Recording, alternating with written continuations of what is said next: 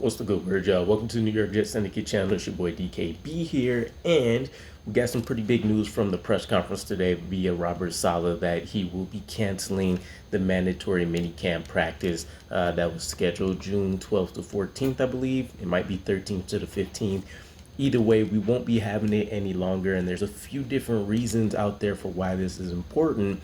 He did cite a big reason, though, is that we will be involved in the Pro Football Hall of Fame game this season, this preseason, anyways. And so training camp's going to be pushed up by a week, which means that can interfere with any legit rest that the team will be able to take before things ramp up pretty significantly. So pretty smart move by Robert Saleh, especially considering the influx of veteran talent that's coming in. You want to give Aaron Rodgers and his calf a little bit more time to heal, which is also why he hasn't been involved in 11 on 11s.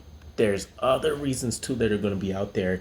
The big one is you pretty much avoid any significant drama with Quinnen Williams potentially not showing up to mandatory minicamp by also not canceling that, since he still doesn't have his contract.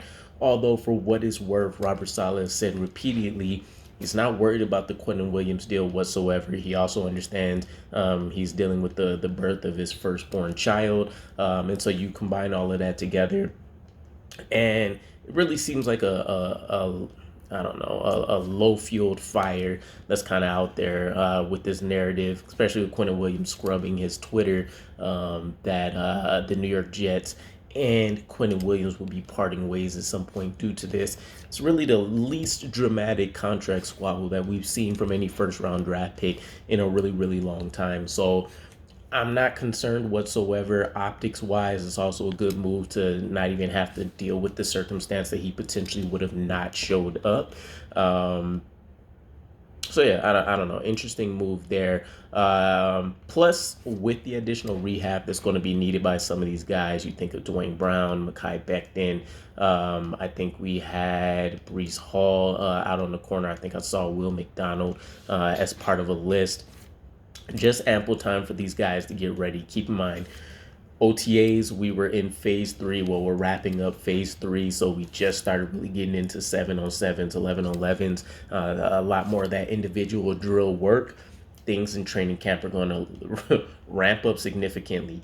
Preseason, we're going to be having a lot of joint practice sessions going on for pretty much every opponent that we're going to face, and then you have to go through the actual games, and it seems like, according to Robert Saleh, and some of the position coaches like Aaron Whitecotton that have spoken specifically about the defensive line, we've already kind of been a lot more energetic in terms of getting after our development program than maybe what we've seen in the past year or two.